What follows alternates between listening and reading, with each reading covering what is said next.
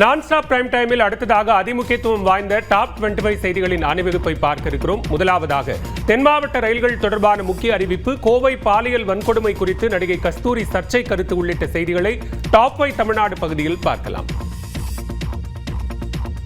வாக்காளர் பட்டியல் சிறப்பு தீவிர திருத்தம் தொடர்பாக திமுக மாவட்ட செயலாளர்களுடன் அக்கட்சித் தலைவரும் முதலமைச்சருமான மு.க.ஸ்டாலின் ஞாயிற்றுக்கிழமை ஆலோசனை நடத்த உள்ளார்.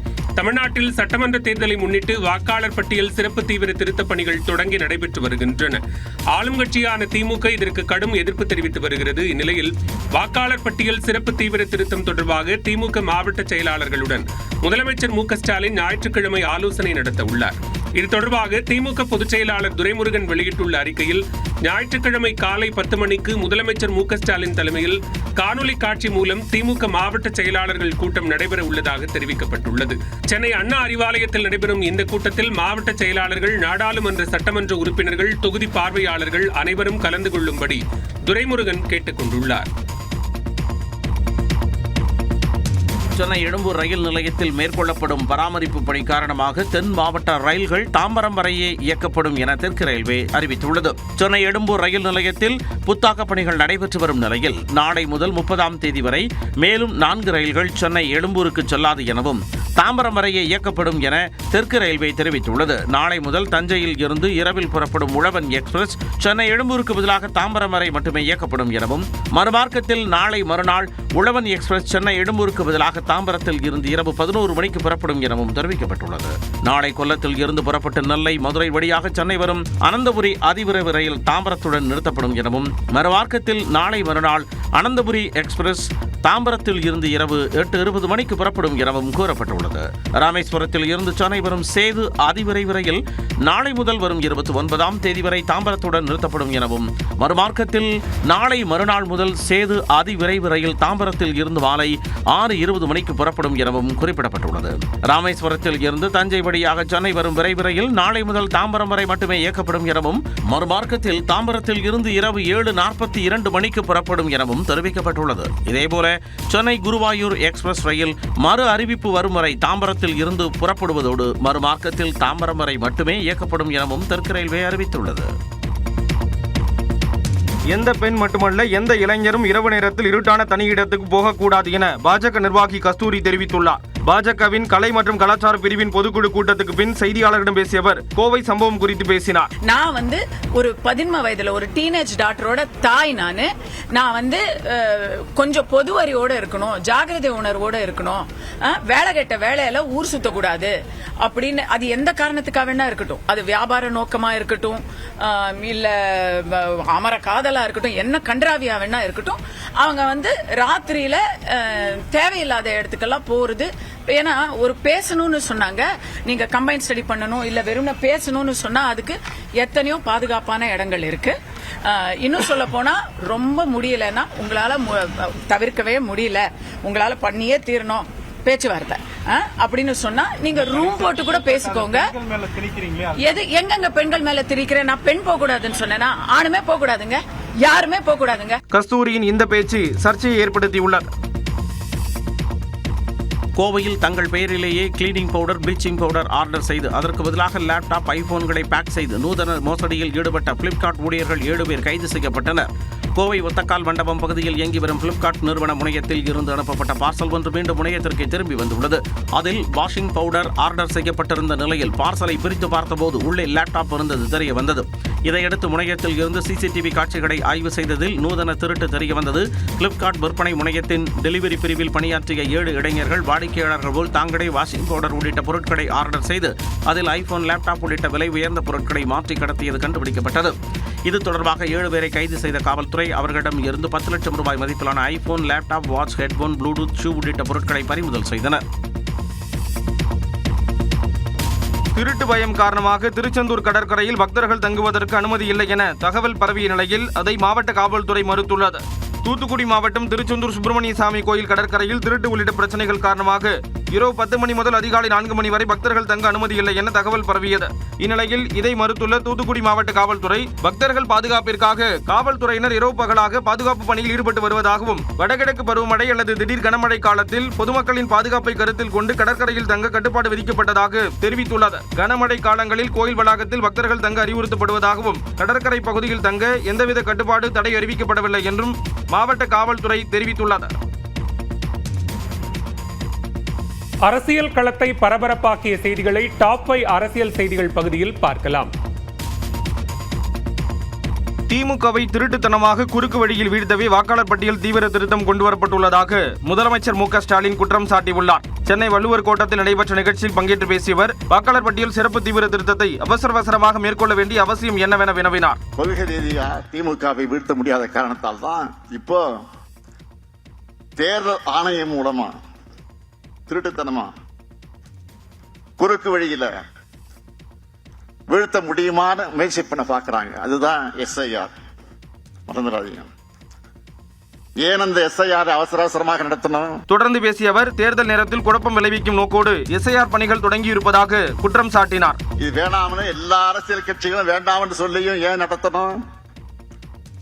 இந்த கேள்விகளுக்கு பதில் சொல்லாம, இதையெல்லாம் காது கொடுத்து கேட்காம தேர்தல் ஆணையம் எஸ்ஐஆர் பணிகளை தொடங்கிட்டாங்க.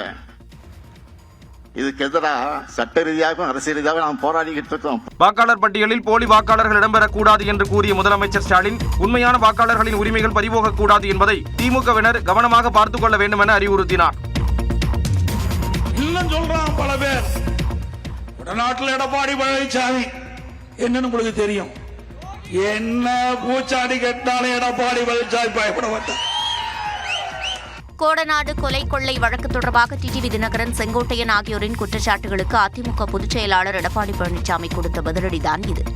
அதிமுகவின் 54வது தொடக்க விழாவையொட்டி சேலம் மாவட்டம் ஓமலூரில் நடைபெற்ற பொதுக்கூட்டத்தில் பேசிய அவர், அதிமுக ஆட்சியின் போது கோடநாடு வழக்கில் சட்டப்படி நடவடிக்கை எடுக்கப்பட்டதாகவும் விளக்கமளித்தார். தொடர்ந்து பேசிய அவர், எஸ்ஐஆர் மிக மிக முக்கியம் என்றார். இரட்டை வாக்காளர் இருக்குது, புதிய வாக்காளர் சேர்த்து வேணும். இந்த எஸ்ஐஆர் என்பது மிக மிக முக்கியம். போலி வாக்காளர்களை நீக்குவது, தகுதியான வாக்காளர்களை வாக்காளர் பற்றி இடம்பெற செய்வது, அதுதான் எஸ்ஐஆர். அதை ஏன் எதுக்குற? அதுல என்ன கஷ்டம் இருக்குது? 2026 சட்டப்பேரவைத் தேர்தலில் அதிமுக தனிப்பெரும்பான்மையோடு ஆட்சியமைக்கும் எனவும் எடப்பாடி பழனிசாமி நம்பிக்கை தெரிவித்தார்.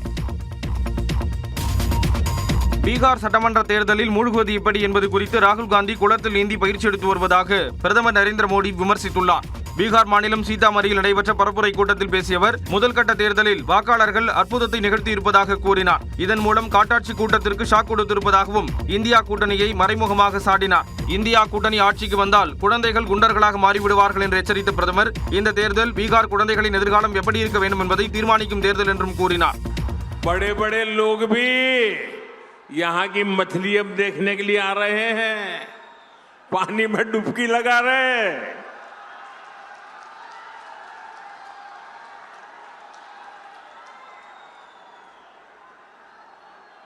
किसी ने मुझे कहा कुछ लोग बिहार की चुनाव में डूबने की प्रैक्टिस कर रहे हैं. ராஷ்டிரிய ஜனதா தளத்தின் 15 ஆண்டுகால ஆட்சியில் பீகாரில் ஒரு தொழிற்சாலை கூட தொடங்கப்படவில்லை என்றும், ராஷ்டிரிய ஜனதா தளம் மற்றும் காங்கிரஸ் தலைவர்களுக்கு தொழில்துறையில் ABCD கூட தெரியாது என்றும் பிரதமர் மோடி காட்டமாக விமர்சித்தார். பிரிட்டிஷ் சாம்ராஜ்யத்துக்கு எதிராக காந்தி போராடியதைப் போன்று மோடி சாம்ராஜ்யத்திற்கு எதிராக மகா கத்பந்தன் கூட்டணி போராடி வருவதாக காங்கிரஸ் பொதுச் செயலாளர் மயிலாடு தொகுதி எம்பியுமான பிரியங்கா காந்தி தெரிவித்துள்ளார். பீகார் மாநிலம் கதிகார் பகுதியில் மகா கத்பந்தன் கூட்டணி வேட்பாளர்களை ஆதரித்து காங்கிரஸ் நாடாளுமன்ற உறுப்பினர் பிரியங்கா காந்தி பரப்புரை மேற்கொண்டார். அப்போது பொதுமக்கள் மத்தியில் பேசிய அவர், பிரதமர் நரேந்திர மோடி அடக்குமுறை மூலம் ஆட்சி நடத்தி வருவதாக விமர்சித்தார். तब अंग्रेजी साम्राज्य था, आज श्री नरेंद्र मोदी जी का साम्राज्य है. तब उनकी तानाशाही थी, आज नरेंद्र मोदी जी की तानाशाही है. तो याद दिला दो इन्हें कि कौन हो आप, कि बिहार की जनता हो, बिहार के नौजवान हो, बिहार की महिलाएं हो, बिहार के नागरिक हो. தொடர்ந்து செய்தியாளர்களிடம் பேசிய பிரியங்கா காந்தி, பீகார் மக்கள் மாற்றத்தை விரும்புவதாக கூறினார். வரலாற்றில் இதுவரை இல்லாத வாக்குப்பதிவு அதைத்தான் உணர்த்துவதாக தெரிவித்தார். கரூர் கூட்ட நெரிசல் சம்பவத்தில் தாவேகா தலைவர் விஜயன் பிரச்சார வாகனத்தில் பதிவான வீடியோ ஆதாரங்கள் சிபிஐ வசம் ஒப்படைக்கப்பட்டன. கரூர் வேலுச்சாமிபுரத்தில் கடந்த செப்டம்பர் மாதம் தாவேகா தலைவர் விஜயன் பரப்புரை கூட்டத்தில் சிக்கி 41 பேர் உயிரிழந்தனர். சென்னையை அடுத்த பனையூரில் உள்ள தாவேகா தலைமை அலுவலகத்திற்கு கடந்த வாரம் வந்த சிபிஐ அதிகாரிகள் விஜயின் பிரச்சார வாகனத்தில் பதிவான சிசிடிவி ஆதாரங்களை கேட்டு சம்மன் அளித்திருந்தனர். இதையடுத்து கரூரில் உள்ள சிபிஐ அலுவலகத்தில் ஆஜரான தாவேகா பனையூர் அலுவலக உதவியாளர் குரு மற்றும் தாவேகா வழக்கறிஞர் அணியின் திருச்சி மண்டல இணை ஒருங்கிணைப்பாளர் அரசு ஆகியோர் சிசிடிவி ஆதாரங்களை ஒப்படைத்தனர். முன்னதாக கரூர் விவகாரம் தொடர்பாக 3வது நாளாக ஆம்புலன்ஸ் ஓட்டுநர்கள் உரிமையாளர்கள் உட்பட 8 பேரிடம் சிபிஐ அதிகாரிகள் விசாரணை நடத்தினர். கடந்த 2 நாட்களாக ஆம்புலன்ஸ் ஓட்டுநர் உரிமையாளர் உட்பட 19 பேரிடம் விசாரணை நடைபெற்ற நிலையில் சனிக்கிழமை 8 பேரிடம் விசாரணை நடைபெற்றது. நாடாளுமன்ற குளிர்கால கூட்டத்தொடர் குறித்த அறிவிப்பு, பீகாரில் சாலையில் கிடந்த வாக்குப்பதிவுக்கான ஒப்புகைச் சீட்டு உள்ளிட்ட செய்திகளை டாப் 5 இந்தியா பகுதியில் பார்க்கலாம். நாடாளுமன்ற குளிர்கால கூட்டத்தொடர் வரும் டிசம்பர் 1 முதல் 19ஆம் தேதி வரை நடைபெறும் என அறிவிக்கப்பட்டுள்ளது. இது குறித்து நாடாளுமன்ற விவகாரத்துறை அமைச்சர் கிரண் ரிஜிஜு தனது எக்ஸ் பக்கத்தில் பதிவிட்டுள்ளார். அதில் குளிர்கால கூட்டத்தொடரை நடத்துவதற்கான மத்திய அரசின் பரிந்துரைக்கு குடியரசுத் தலைவர் திரௌபதி முர்மு ஒப்புதல் அளித்துள்ளதாக குறிப்பிட்டுள்ளார். ஜனநாயகத்தை வலுப்படுத்தும் மற்றும் மக்களின் எதிர்பார்ப்புகளை பூர்த்தி செய்யும் வகையில் ஆக்கப்பூர்வமான அர்த்தமுள்ள கூட்டத்தொடரை எதிர்நோக்குவதாக அவர் தெரிவித்துள்ளார். பீகார் சட்டமன்ற தேர்தலுக்கு பிறகு நடைபெறும் கூட்டத்தொடர் என்பதால் குளிர்கால கூட்டத்தொடரில் பல கேள்விகள் எழுப்பப்படும் என எதிர்பார்க்கப்படுகிறது. குறிப்பாக வாக்காளர் பட்டியல் தீவிர திருத்தம், ஹரியானா, மகாராஷ்டிராவில் வாக்கு திருட்டு குற்றச்சாட்டுகள் குறித்து எதிர்க்கட்சிகள் சார்பில் முன்வைக்கப்படும் என தெரிகிறது.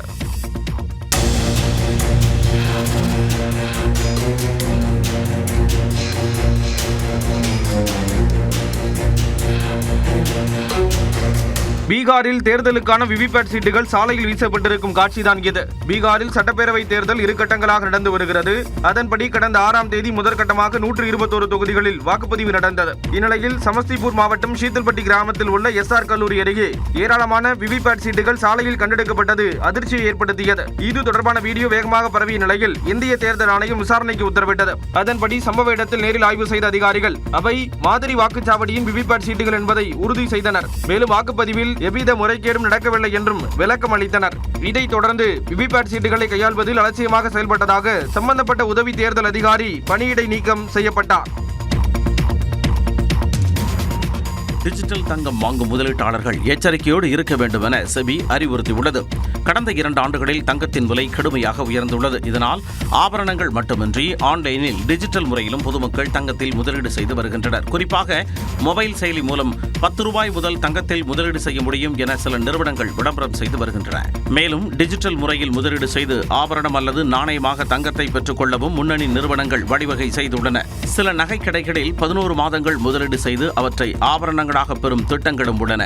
இந்நிலையில் அத்தகைய டிஜிட்டல் தங்கத்தை வாங்குவோருக்கு எந்தவித சட்ட பாதுகாப்பும் இல்லை என செபி எச்சரித்துள்ளது. பத்திரங்கள் அல்லது சரக்கு வர்த்தக பொருட்களின் கீழ் டிஜிட்டல் தங்கம் அங்கீகரிக்கப்படவில்லை எனவும் அவை செபி அமைப்பின் கட்டுப்பாட்டின் கீழ் வராது என்றும் குறிப்பிட்டுள்ளது. அதே நேரம் கோல்டு ETF, மியூச்சுவல் ஃபண்ட் வழியாக தங்க முதலீடுகள் செபிக்கு கட்டுப்பட்டவை மற்றும் பாதுகாப்பானவை என செபி தெரிவித்துள்ளது.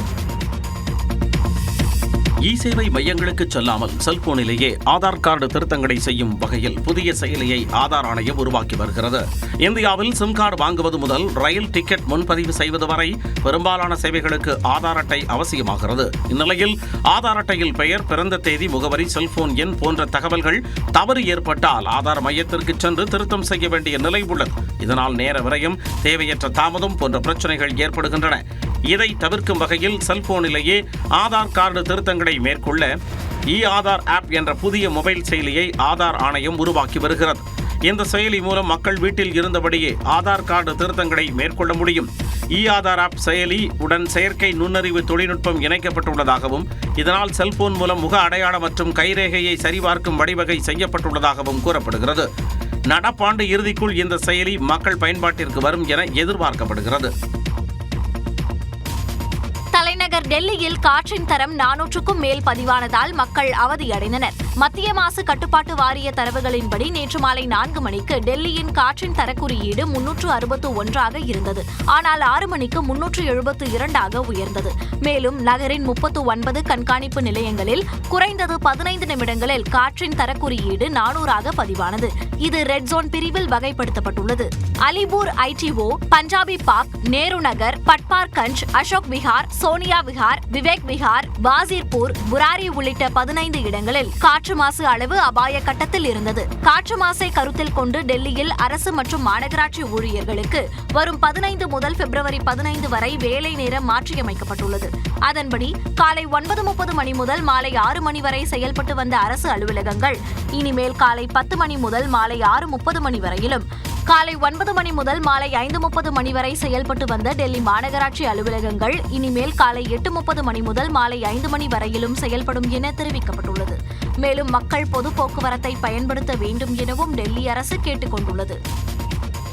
அமெரிக்க விசாவுக்கு கடுமையாகும் கட்டுப்பாடுகள், பிரம்மாண்ட போர்க்கப்பலை அறிமுகப்படுத்திய சீனா உள்ளிட்ட செய்திகளை டாப் 5 உலகம் பகுதியில் பார்க்கலாம். நீரிழிவு, இதய நோய் உள்ளிட்டவைகளால் பாதிக்கப்பட்டவர்களுக்கு விசா வழங்காதவாறு புதிய விதிமுறைகளை அமெரிக்க அரசு கொண்டு வரவுள்ளது. அமெரிக்க அதிபராக 2வது முறையாக பொறுப்பேற்ற பிறகு அந்நாட்டிற்கு விசா வாங்குவதை டொனால்ட் ட்ரம்ப் கடுமையாக்கி வருகிறார். அந்த வகையில் நீரிழிவு நோய், அதிக எடை, இருதய நோய் உள்ளிட்ட நாட்பட்ட நோய் உள்ளவர்கள் அமெரிக்காவில் வாழ விசா கோரி விண்ணப்பித்தால் அதனை நிராகரிக்க பரிந்துரை செய்யப்பட்டுள்ளது. இதேபோல பரவும் நோய்கள், ஆஸ்துமா, தூக்க பிரச்சனை, தடுப்பூசி போடாதவர்கள், மனநோய் உள்ளவர்களுக்கு விசா நிராகரிக்கப்படலாம் என்றும் கூறப்படுகிறது. இதுகுறித்து அமெரிக்க தூதரகங்களுக்கு அமெரிக்க அரசு பரிந்துரை வழங்கியுள்ளது. இதுபோன்ற நோய் உள்ளவர்கள் அமெரிக்காவுக்கு வரும் பட்சத்தில் அவர்களுக்கான மருத்துவ செலவு அரசுக்கு நெருக்கடியை ஏற்படுத்தும் என்பதால் இந்த முடிவு எடுக்கப்பட்டுள்ளதாக கூறப்படுகிறது. மேலும் விசா கோருபவர்களால் தங்களுக்கு உள்ள உடல் உபாதைகளுக்கான மருத்துவ செலவை அவர்களே ஏற்றுக்கொள்ளும் வகையில் பொருளாதார நிலை இருக்கிறதா என்பதை ஆராயவும் அறிவுறுத்தப்பட்டுள்ளது. இது தொடர்பாக விரைவில் முடிவு எட்டப்படும் என தெரிகிறது. எந்த விதத்திலும் உருவகேலியை ஏற்றுக்கொள்ளக் கூடாது என்று தெரிவித்துள்ள நடிகை கௌரி கிஷன் தனக்கு ஆதரவு கொடுத்தவர்களுக்கு நன்றி என்று தெரிவித்துள்ளார். அதர்ஸ் திரைப்படத்தின் பத்திரிகையாளர் சந்திப்பின் போது யூடியூபர் தனது உடல் எடை குறித்து எழுப்பிய கேள்விக்கு நடிகை கௌரி தகுந்த பதிலடி கொடுத்தார். இந்நிலையில் சம்பவம் குறித்து அவர் வெளியிட்டுள்ள அறிக்கையில், ஒரு கலைஞராக கேள்விகளுக்கு ஆளாக்கப்படுவதை தன் தொழிலில் ஒரு பகுதிதான் என்றாலும் ஒரு நபரின் உருவம் குறித்து பேசுவது தேவையற்றது என்று குறிப்பிட்டுள்ளார். படத்தில் தனது கதாபாத்திரம் குறித்து கேள்வி கேட்கப்படவில்லை என்று தெரிவித்துள்ள கௌரி, ஒரு நடிகரிடம் இதுபோன்ற கேள்விகளை அவர்கள் கேட்டிருப்பார்களா என்றும் கேள்வி எழுவதாகவும் கவலை தெரிவித்திருக்கிறார். உருவகேலியையும் சாத்தியப்படாத உருவ அமைப்பையும் சாதாரணமாக்குவது புதிதல்ல என்றும் அது தொடர்வதாகவும் கௌரி குறிப்பிட்டுள்ளார். தங்களுக்கு தர்ம சங்கடத்தை உருவாக்கும் தவறான கேள்விக்கு உட்படுத்தப்படுவதாக உணரும் போது அனைவரும் அது குறித்து கேள்வி எழுப்பலாம் என்பதை நினைவு கூறும் வகையில் இந்த சம்பவம் இருக்கும் என நம்புவதாக கௌரி தெரிவித்துள்ளார். மேலும் இந்த சம்பவத்தில் தொடர்புடையவர்களை யாரும் தொந்தரவு செய்ய வேண்டாம் என்றும் அவர் வலியுறுத்தியுள்ளார். தனக்கு ஆதரவு தெரிவித்த சென்னை பத்திரிகையாளர் மன்றம், மலையாள திரைப்பட சங்கம், தென்னிந்திய நடிகர் சங்கம் உள்ளிட்டவற்றுக்கு அவர் நன்றி தெரிவித்துள்ளார். இந்நிலையில் கௌரி கிஷனிடம் அநாகரிகமாக கேள்வி எழுப்பிய யூடியூபர் அதற்கு வருத்தம் தெரிவித்துள்ளார்.